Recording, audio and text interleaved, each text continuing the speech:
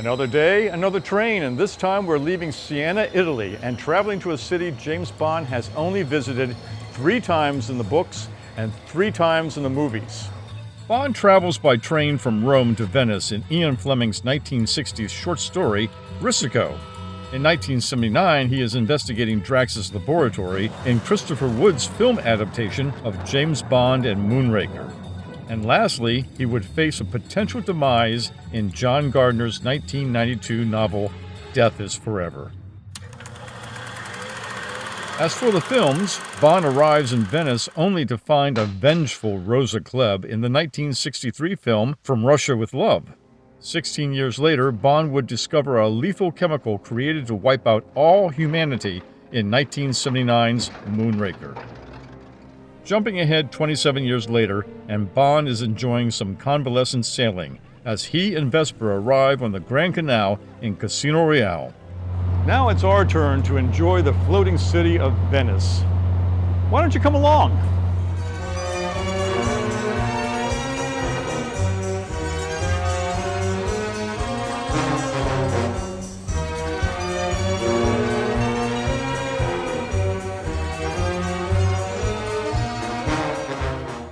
We arrived in Venice on Wednesday, September 10th at just a little past 6 p.m.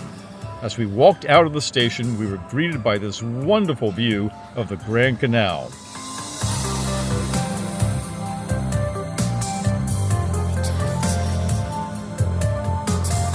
We quickly bought our transportation tickets and boarded a Vaporetto, which is basically a water bus for people to get around the canals. It is a 30-minute trip to our hotel, but the ride is worth every second. We passed under the Risico Bridge and by the Risico Fish Market, where, in Casino Royale, Vesper spots Gettler watching her and Bond passing in their sailboat. Our destination is the Hotel Torino, and it is located just a few minutes from where James Bond stayed in Risico, the famous gritty palace, overlooking the Grand Canal, where not only Bond stayed, but also Ian Fleming, producer Cubby Broccoli, director Lewis Gilbert, film editor John Glenn, and of course, Roger Moore. After settling into our rooms, our tour group quickly gathered for dinner at the Ristorante Al Graspo de Ula, near the Risico Bridge, where we were treated to an elegant dinner, exquisite atmosphere, and an extraordinary dessert, which was handmade by the manager himself, Signor Alban Butacci. Alban made Al Graspo's version of Scrappino.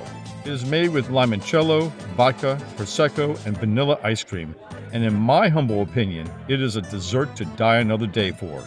Everyone was having a wonderful time, and it was all due to our 2 hosts, Janine and Matt Sherman of BondFanEvents.com.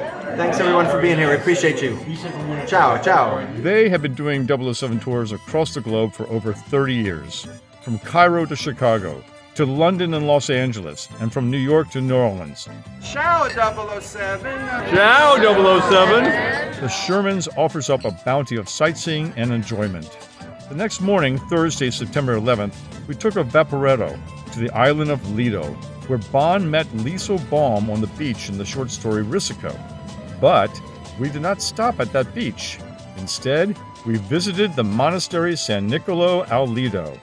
We walked through the monastery doors and into a hallway which transported us to another continent. Well, not quite, because we were still in Venice, but for those familiar with the movie Moonraker, we were now in a place which is unique to the world of 007.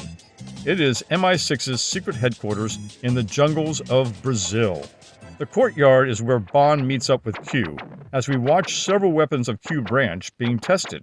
This place is a Bond fan mecca, and it truly shows the movie magic of filmmaking, on one continent as Bond arrives in Brazil, and filming on Lido de Venezia as he enters the interior of this building. The monastery has since been converted to the Global Campus of Human Rights. The campus president, Veronica Gomez, greeted our group in person and welcomed us to learn more about Moonraker and the campus's important mission. This is a school where students from around the world study and work, promoting human rights and democracy through specialized higher education, research, and advocacy. Our group spent at least 30 minutes taking photos of the courtyard, and then proceeded to other locations from that scene. There was Miss Moneypenny's office. and the hallways where Bond walks among other Secret Service monks. We stop by the room where Bond opens a door to find two monks training with Brazilian Jiu-Jitsu.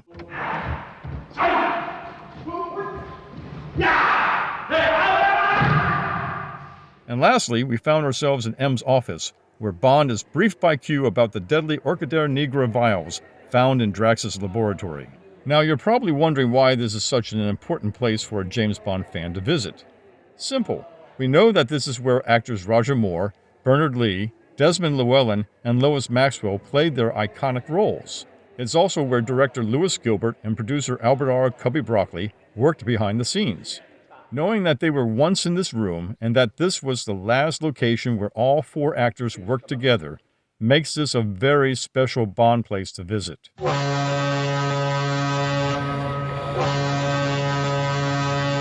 It was time to head back to St. Mark's Square and tour other sites such as the Hotel Daniele, where CIA agent Holly Goodhead is seen walking out from the royal suite onto her balcony. The room in the movie is the actual suite and not a movie set, and it is the most expensive hotel suite in Venice with a nightly cost of 12,000 euros or 14,200 US dollars. About 200 feet southwest from the Daniele is a footbridge overlooking the famous Bridge of Sighs. This bridge was given its English name in a poem by Lord Byron in 1863. It is also seen at the end of From Russia with Love, when Bond and Tanya are saying their farewells to each other as they leave Venice. The bridge was where convicts walked their last steps. They would sigh at their final view of the beautiful Venice through the windows before being taken down to their prison cells. Venice in From Russia with Love was basically a second film unit, getting shots of the stars doubles. The close-ups were done at Pinewood Studios. The same was for the opening shot at the beginning after the main credits. However, there was a time when the final confrontation between Bond and Spectre was going to be on the canals of Venice. Bond was to slam his motorboat against the villain's boat, causing a huge explosion. This is the location where that would have happened. But the script was changed, and the filmmakers chose to end the film with the flare pistol.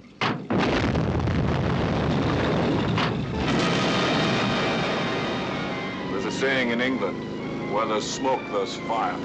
Our tour continued around St. Mark's Square as we visited the film locations of Casino Royale, where Bond, after being told the money has yet to be transferred to England, runs inside the bank, which is the City Pass tourist portal office, where tourists can get passes to museums and churches.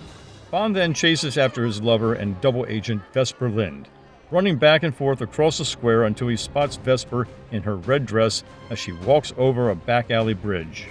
Bond follows her down a dark pathway, but hides in the dark as she pauses and looks behind to see if she is being followed. Part of this foot chase scene was never filmed. There was supposed to be a quick insert shot where Bond runs across a group of gondolas to avoid being seen by Vesper and allowing him to get to the other side of the canal.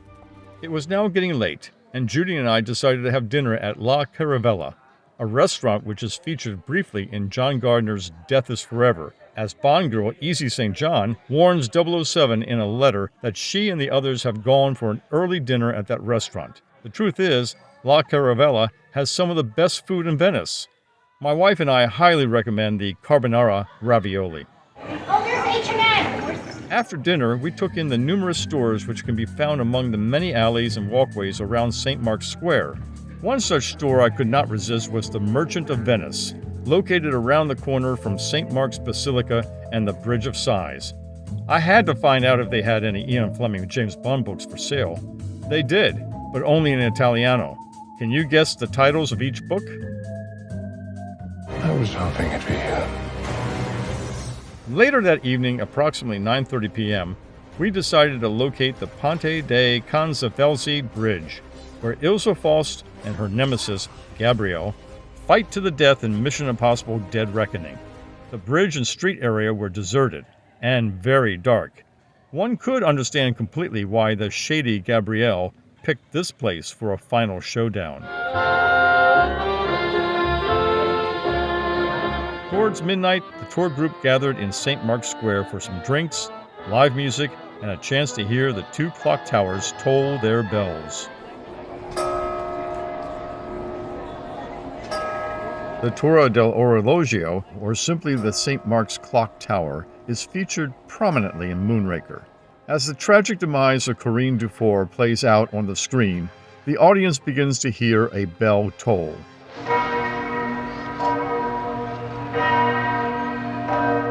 The shot cuts to show the clock tower and the Moor statues ringing the bell.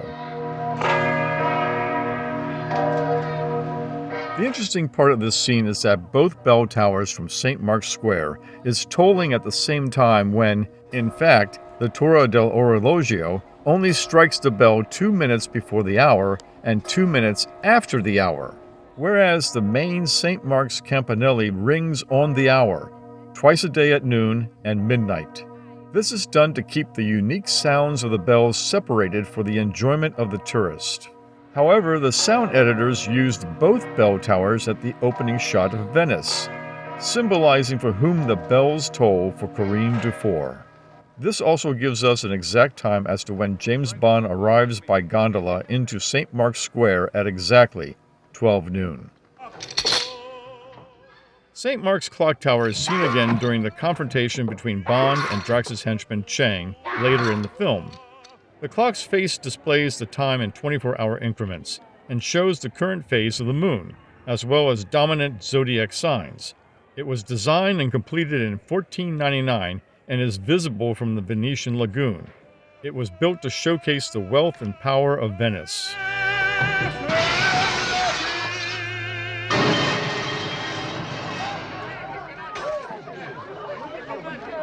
Play it again, Sam. The next morning was Friday, September 12th, and our group was off to visit the Music Conservatory, or the Conservatorio Benedetto Marcello.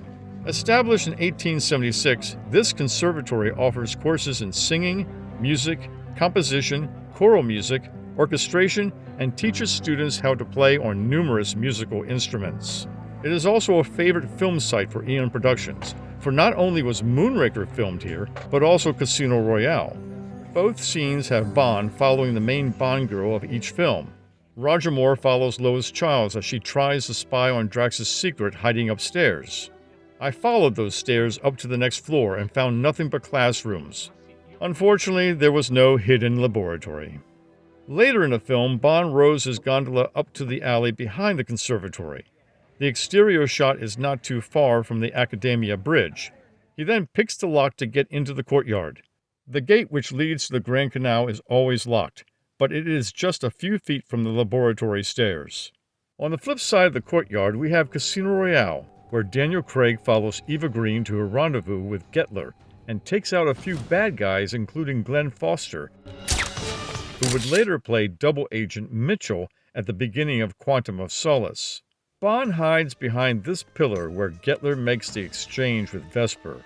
This is such a pivotal scene that I had to get a photo of myself mimicking the same pose. Our tour moved on to another location, but this time it was not from a James Bond film, but another famous action hero. Venice. The Leonardo da Vinci exhibition in Venice is a museum honoring the history and works of the famous inventor, and was the public library in the film Indiana Jones and the Last Crusade. The film production made a manhole into the pavement outside the museum for Harrison Ford and Allison Doody to climb out of, trying to escape from the Brotherhood of the Cruciform Sword. Venice has been a location for many spy movies throughout the last 60 years, including 1967's The Venetian Affair with Robert Vaughn and Elke Summers, 1990's La Femme Nikita with Jean Reno, and 2010's The Tourist with Johnny Depp and Angelina Jolie. Another Moonraker location our group visited was the Venini store and glass factory. Or, as the audience soon discovers, that it is the front for the Drax Corporation. The store is no longer owned by Venini, but it still carries their products. Note the front door has been moved from the original movie location. As Bond enters and asks the receptionist if he can look around the facility. Could I interest you in something? Well, I'm tempted to say yes immediately. But I think maybe I'd better have a look around. Please. Go anywhere you wish. He then walks through another doorway which leads him into the hot furnace kilns of the Venini glass factory, a room which is located several miles away by boat on the island of Murano. The store is at Fondamente dei Vetri, number 50, but it is a difficult place to visit since the Venini store does not allow tours of their furnace kiln areas. My wife and I were given permission to see this room by the management of Venini. This may be the only video footage of the kiln area outside of the movie Moonraker. It still looks as it did in the film, but cleaner since the room is extremely hot and any items left nearby could be consumed by the heat. There was a fight scene which was filmed between Bond and Chong where Bond uses a flaming poker to ward off Drax's henchmen. This scene was deleted from the movie. Afterwards, we were shown the last remaining glasses left over from the Moonraker production. These were the glasses which housed the deadly poison vials. Each glass was selling for around 505 euros, or 600 American dollars. The island of Murano is a beautiful place filled with many glass-making companies. Compared to the busy tourist areas of St. Mark's Square, Murano is easy to get around and very peaceful. We were able to get inside to see a glass-making demonstration, and the results were outstanding. Just look at this amazing handcrafted glass horse. It literally took only a few minutes to form this figurine from molten glass. Venice is not only famous for its floating city, but it is also famous for its gondola. The filmmakers were always trying to outdo the previous movie with some outrageous chase or gadget, and Moonraker is no different. During the Roger Moore era, the film saw an AMC Matador turn into an airplane and a Lotus Esprit turn into a submarine. Here, the filmmakers made a gondola turn into a speedboat and a hovercraft. Bond is seen floating in a gondola by himself, but he is teamed up with Franco, his gondolier, as they paddle by the Ponte Briate Bridge. The two are spying on the Venini glass factory when a funeral barge comes towards them from the Ponte del Forno Bridge, from the opposite side. The confrontation that ensues is pure movie magic, for this scene was filmed in numerous places all over the islands. On the other side of the Ponte del Forno Bridge at 3454 Fondamenta Foscarini is where the funeral barge assassin, played by John Gant, throws a knife and kills Franco. Bond returns the favor by killing the assassin with his own knife. However, look carefully. The shot of the assassin falling back into his coffin was shot on the island of Murano, across the canal from the Venini glass factory and kiln. According to the daily call sheets for October 16, 1978, this was a retake from the previous 2 weeks. Reasons are unknown as to why it was rescheduled, but it was cheaper to get the retake done with the crew in Murano than for the production to reschedule and move everything back to Fondamenti Foscarini. After Bond converts the gondola into a speedboat, the funeral barge is seen going under the Ponte Foscarini Bridge, which is in fact on the opposite end from where the barge passes Bond's gondola. It is here where the assassin's coffin is pushed off the barge and into the canal.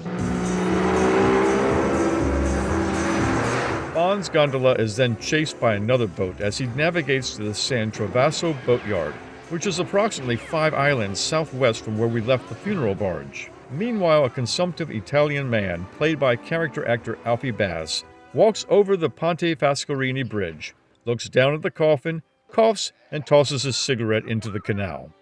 The scene cuts, and we have a front view of the gunman's boat as it goes under the Ponte Briate Bridge. Again. The two boats race down the Rio Briate Canal.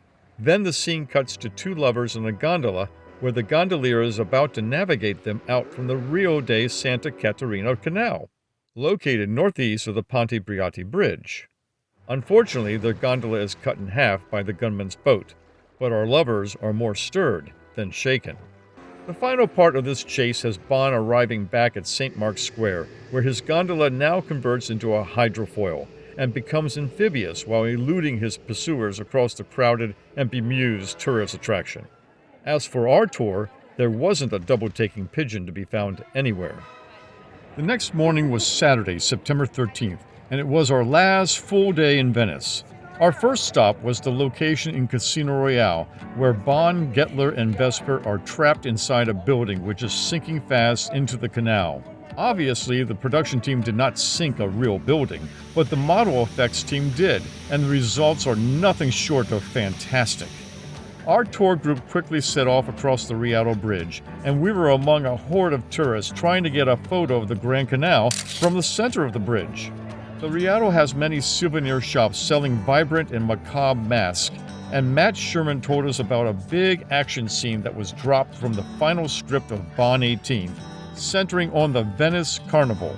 That was the working title for most of the film production until it became Tomorrow Never Lies. But due to a clerical error, a fax sent to MGM Studios misread the L as a D and marketed the film as Tomorrow Never Dies. The producers decided to adopt the typo rather than correct it. In this draft, Bond, dressed in a black tux and a blue cape and wearing a carnival mask, meets a mysterious woman dressed in a satin gown and also wearing a carnival mask. She informs him that she is being followed and will meet him at the San Giacomo Square in 5 minutes. When Bond meets her again, she removes her mask and we meet an old flame of his named Paris. Suddenly, 4 men come towards them led by henchman Stamper. He tells one of his men to take Paris back to the boat while he and 2 other thugs go after Bond. A foot chase ensues which takes the 3 men across the Risico Bridge and eventually to the Palazzo Cantarini del Bavolo. There, Bond runs up a beautiful stone spiral staircase once used in Orson Welles' 1951 film Othello and the 1992 comedy Blame It on the Bellboy. The foot chase continues along the rooftop, and Bond confronts one of Stamper's thugs. The 2 men fight, and Bond and the thug fall from the rooftop and through a glass ceiling, which leads to the final showdown inside a medieval armored museum. Does that sound familiar? It should. The filmmakers would use that scene 11 years later in Quantum of Solace. An interesting coincidence about that scene is the similarities from this Lark cigarette commercial from 1988, with Roger Moore fighting off several black-dressed goons and saving a masked damsel in distress during the famed Carnival Festival.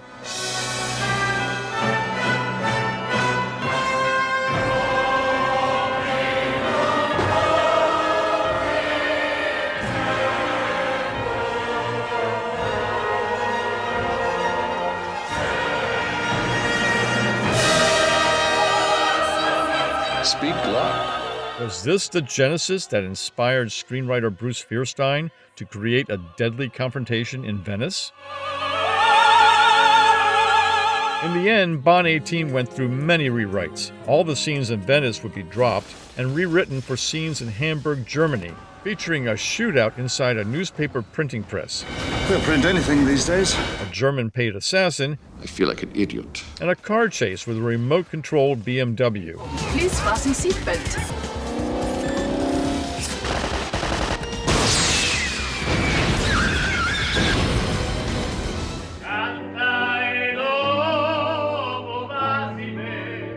Our final location in Venice is from the scene where Roger Moore, Jeffrey Keane, and Bernard Lee meet near the Ponte Maria Callas Bridge near the Fondamenta della Fenice walkway. So there was a laboratory.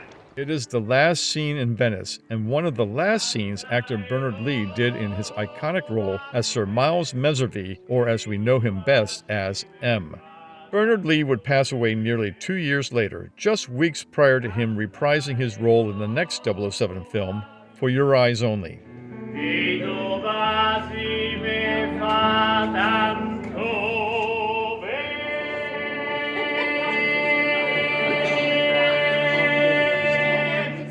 Venice is filled with gondolas, but it would be a mortal sin to not take a ride in one before you depart from this lovely city.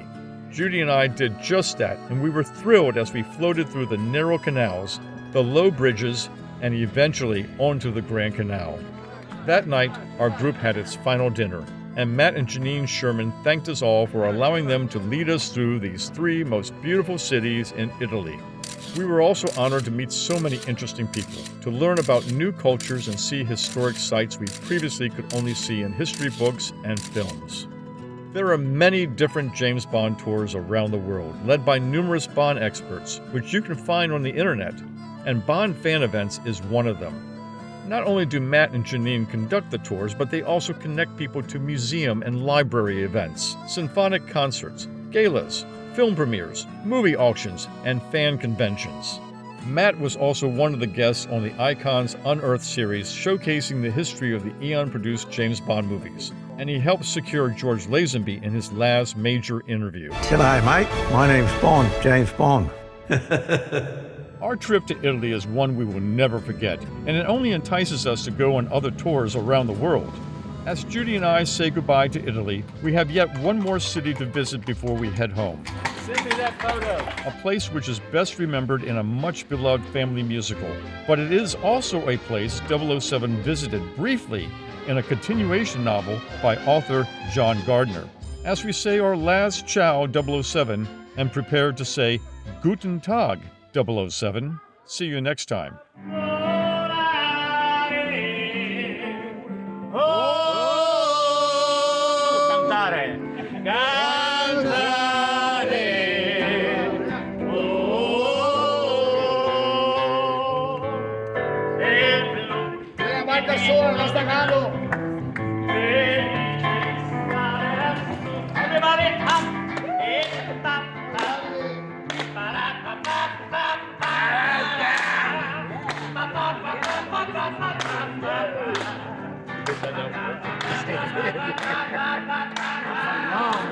Louis Armstrong.